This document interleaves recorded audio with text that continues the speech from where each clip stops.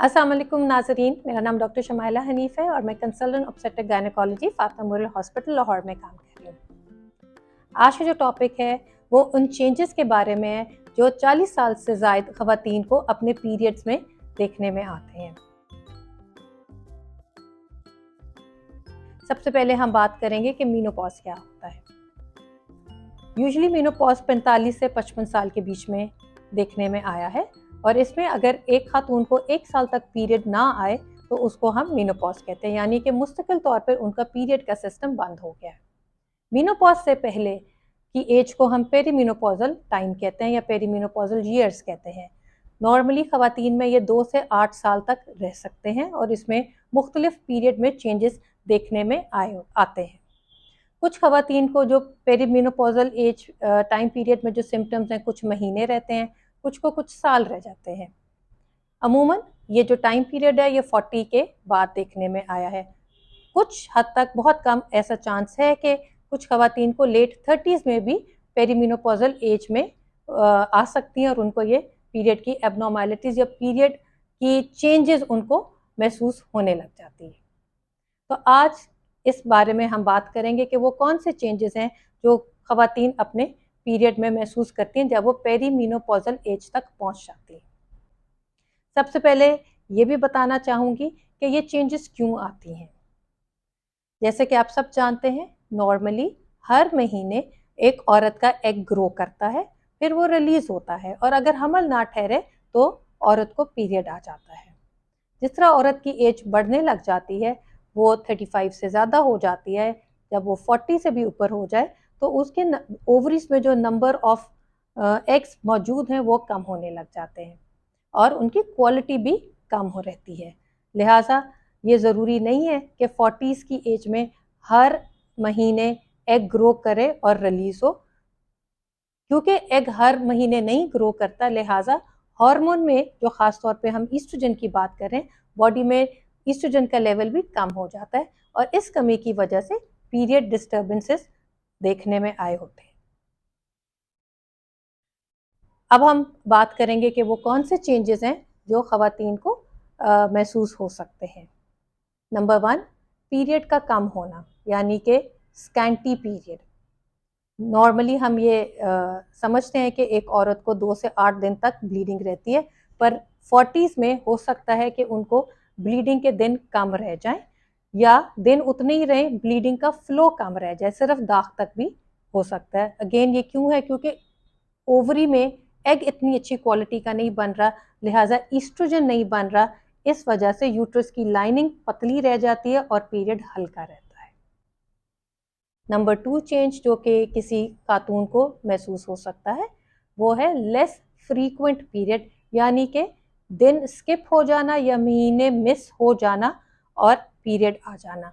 Normally हम कहते हैं कि 21 से 35 दिन के वक्फे में नेक्स्ट पीरियड होता है, पर कभी कभी पेरीमेनोपॉजल एज में कई ख़वातीन को 1 महीना स्किप हो जाता है या कभी 2 महीने स्किप हो जाते हैं। अगेन ये इसी वजह से है कि हर महीने रेगुलर एग नहीं बनता और ना रिलीज होता है, लिहाजा खातून को ये शिकायत रहती है कि मुझे रेगुलर पीरियड नहीं है, मुझे तो अब 2-2 या 3-3 महीने बाद पीरियड आते हैं। ये भी एक नॉर्मल पेरीमेनोपॉजल टाइम में ये भी चेंज देखने में आता है। Number 3, heavy periods. कई ख़वातीन तो ये शिकायत करती हैं कि हमारा पीरियड का फ्लो ज़्यादा हो गया है। वो नंबर ऑफ डेज भी ज़्यादा हो सकते हैं या एक दिन में जो नंबर ऑफ पैड्स इस्तेमाल पहले करती थी उनकी मिकदार ज़्यादा हो गई है, क्लॉट्स भी आने लग गए हैं। ऐसा भी कोई ख़वातीन इस चीज़ की भी शिकायत कर सकते हैं। ये याद रहे कि जो हैवी पीरियड है वो किसी और गायनी की प्रॉब्लम की इलामत भी हो सकती है, जैसे कि हम फाइब्रॉइड यूट्रस की बात करते हैं या यूट्रस की लाइनिंग इतनी थिक हो जाए जिसको हम एंडोमेट्रियल हाइपरप्लेसिया कहते हैं। इन वजहों से भी यही हैवी पीरियड का फ्लो कई ख़वातीन को हो सकता है। नेक्स्ट चेंज जो ख़वातीन में होता है, कोई पेशेंट ये कंप्लेन करते हैं कि हमें अब पेनफुल पीरियड रहता है। पहले इतनी पेन नहीं होती थी, पर अब जब पीरियड आता है तो फर्स्ट 2 डेज हमें काफ़ी पेन होती है, तो ऐसा भी चेंज देखने में आ सकता है। शॉर्ट साइकिल, कभी कुछ ख़वातीन ये कंप्लेन करती हैं कि हमें पीरियड बहुत जल्दी जल्दी आने लग जाता है, अभी एक पीरियड से हम फारिग ही नहीं होते, कुछ दिन ही गुजरते हैं और नेक्स्ट पीरियड आ जाता है। तो इसको हम शॉर्ट साइकिल कहते हैं, यानी कि एक पीरियड के स्टार्ट होने से अगले पीरियड के स्टार्ट होने का जो टाइम ड्यूरेशन है वो 21 दिन से भी कम हो गया है। ये भी इसी वजह से है कि बॉडी में जो हार्मोन्स हैं उनका उतार चढ़ाव बहुत फ्रीक्वेंट हो रहा है, जिस वजह से 40s में ख़वातीन को ये प्रॉब्लम भी हो सकती है। प्री मेंस्ट्रुअल सिंड्रोम, कभी कभी कई ख़वातीन इस चीज़ का शिकायत करते हैं कि जिनको पहले से प्री मेंस्ट्रुअल सिंड्रोम के सिम्टम्स रहते थे, उनको अब सिम्टम्स की सिवियरिटी ज़्यादा हो गई है। प्री मेंस्ट्रुअल सिंड्रोम क्या चीज़ है? ये कुछ ख़वातीन को ये प्रॉब्लम रहती है कि पीरियड आने से कुछ दिन पहले उनके अंदर चिड़चिड़ापन हो सकता है, मूड स्विंग्स होते हैं, इरिटेबल हो जाते हैं, गुस्सा आने लग जाता है, डिप्रेशन होने लग जाती है, और पीरियड्स के पहले कुछ दिन भी रहता है और उसके बाद वो बिल्कुल ठीक हो जाती हैं। तो 40s की एज में ये जो प्री मेंस्ट्रुअल सिंड्रोम की शिद्दत है वो भी ज़्यादा देखने में आ सकती है। अगर किसी को डिप्रेशन इतनी ज़्यादा हो गई है कि उसकी रोज़मर्रा की जो नॉर्मल लाइफ है वो अफेक्ट हो गई है, तो इसमें रिकमेंड किया जाता है कि आप प्लीज़ किसी डॉक्टर के पास जाएं ताकि आपको दवाई दे सकें और आपकी ये प्रॉब्लम सॉर्ट आउट हो सके। एज के साथ प्रेगनेंसी का चांस बहुत कम होने लग जाता है। 35 के बाद हम कहते हैं कि फर्टिलिटी बहुत कम हो जाती है और 40 के बाद तो मज़ीद कम हो जाती है, पर इसका ये मतलब नहीं है कि 40 साल के उम्र की ख़वातीन की बिल्कुल प्रेगनेंसी होने का चांस सिफर है। कभी कभी ये भी देखने में आया है कि बेशक उन ख़वातीन के अगर पीरियड डिस्टर्ब भी हैं, इरेगुलर भी हैं, दिन ऊपर चढ़ के भी आ रहे हैं, तो फिर भी ये समझ लेना कि अब हमें हमल होने का कोई चांस नहीं है, ये गलत है। कभी कभी ऐसे ही पीरियड डिस्टर्बेंस में प्रेगनेंसी होने का चांस रह जाता है और ख़वातीन प्रेगनेंसी के साथ भी हमारे पास आती हैं। तो ये चीज़ आपको ध्यान में रखनी चाहिए कि अगर आप आपकी फैमिली कंप्लीट है और आप प्रेगनेंसी प्लान नहीं कर रहे, तो ये ज़रूरी है कि आप कोई कॉन्ट्रासेप्टिव मेथड यूज़ कर रहे हों ताकि आपकी प्रेगनेंसी होने का चांस बहुत नीचे रहे। कुछ ख़वातीन को इसी पेरीमेनोपॉज़ल एज के दौरान एक्नी हो जाती है। स्किन में एक्नी, इस एक्नी को हम एडल्ट एक्नी कहते हैं। कई दफ़ा ये एक्नी स्ट्रेस की वजह से भी हो सकती है, मुख्तलिफ दवाइयाँ लेने की वजह से भी हो सकती हैं, या कई केमिकल्स जो हम हेयर में या चेहरे पे यूज़ करें इनकी वजह से भी हो सकती हैं। तो एडल्ट एक्नी 40s में भी देखने में आई, और अगेन ये इन हार्मोन की डिस्टर्बेंसेस से कुछ ख़वातीन को एक्नी की शिकायत भी रह सकती है। इनके अलावा जो और सिम्टम्स जो पेशेंट कंप्लेन करती हैं उसमें सबसे इम्पॉर्टेंट एक और है, उसको हम कहते हैं हॉट फ्लैशेस या नाइट स्वेट्स।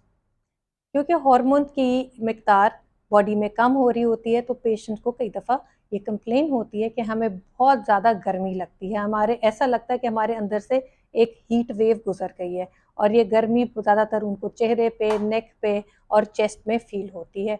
कईयों को दिन में कई दफ़ा ये एपिसोड्स हो सकते हैं और कईयों को सिर्फ हफ्ते में कुछ एपिसोड्स हो सकते हैं, और ऐसा भी होता है कि कभी कई ख़वातीन को बिल्कुल हॉट फ्लैशेस नहीं होते। यही हॉट फ्लैशेस अगर रात के वक्त हो तो उसको नाइट स्वेट्स कहते हैं। कई दफ़ा ख़वातीन ये शिकायत करती हैं कि रात हम घबरा के उठ जाते हैं और हम बिल्कुल पसीने में भीगे होते हैं, और ये पेरीमेनोपॉज़ल का एक कॉमन सिम्टम देखने में आया है। अमूमन 80% पेशेंट्स को हॉट फ्लैशेस या नाइट स्वेट्स की कंप्लेन रहती है। साथ में ऐसी ख़वातीन को, पेरीमेनोपॉज़ल एज की ख़वातीन को वेट गेन का भी प्रॉब्लम रहता है, क्योंकि जो हमारी बॉडी का मेटाबॉलिज्म रेट है वो स्लो होने लग जाता है उम्र के साथ साथ, लिहाजा तो ख़वातीन का वज़न बढ़ने लग जाता है। कुछ ख़वातीन को सोने में भी दुश्वारी पेश आती है, बहुत अच्छी तरह नहीं सो सकती, सारी रात जागती भी रहती हैं, थकावट रहती है, और कभी कभी कोई ख़वातीन वजाइनल ड्राइनेस की भी कंप्लेन करती हैं। तो ये सारे सिम्टम्स से जो पेरीमेनोपॉज़ल एज में किसी भी खातून को हो सकते हैं। ये ज़रूरी नहीं कि ये सारे के सारे सिम्टम्स हर खातून को हों, कईयों को 1-2 सिम्टम्स होते हैं, कईयों को कोई और सिम्टम्स होते हैं, और आहिस्ता-आहिस्ता इस पेरीमेनोपॉज़ल एज से गुज़रते हुए वो उनके पीरियड का सिस्टम बिल्कुल बंद हो जाता है और वो फिर मेनोपॉज़ में चली जाती हैं। जब आपको ये पेरीमेनोपॉज़ल सिम्टम्स डिस्टर्ब करने लग जाएँ, तो ये एडवाइस किया जाता है कि आप अपने गायनेकोलॉजिस्ट को दिखाएँ, ताकि वो इस चीज़ की तशख़ीस कर सकें ताकि ये जो सिम्टम्स या ये अलामात हैं ये किसी और प्रॉब्लम की इंडिकेशन तो नहीं है। जैसे कि पीरियड का कम होना थायराइड की इंडिकेशन भी हो सकती है, और प्रोलैक्टिन अगर ब्रेन में ज़्यादा सिक्रीट हो रहा है जिससे दूध बनने लग जाता है, उसकी प्रेजेंस में भी जो पीरियड है वो कम शिद्दत का होता है। कईयों को जैसे कहा कि पीरियड हैवी हो जाते हैं या पेनफुल हो जाते हैं, ये फाइब्रॉइड की अलामत भी हो सकती है, और एक और गायनी की कंडीशन जिसको हम एडिनोमायोसिस कहते हैं, उसकी भी अलामत यही होती है। तो ये ज़रूरी है कि जब आपके पीरियड इस तरह के डिस्टर्ब हो जाएं जिसमें आप बॉदर हो रही हैं और आपको रोज़मर्रा की जो एक्टिविटीज़ है वो अफेक्ट होने लगी हैं, तो एक दफ़ा प्लीज़ अपने गायनेकोलॉजिस्ट को ज़रूर दिखा दें, ताकि आपके इन्वेस्टिगेशंस के बाद ये तशख़ीस हो सके कि यही सारे सिम्टम्स किसी और गायनी की अलामात प्रॉब्लम की अलामात तो नहीं थे।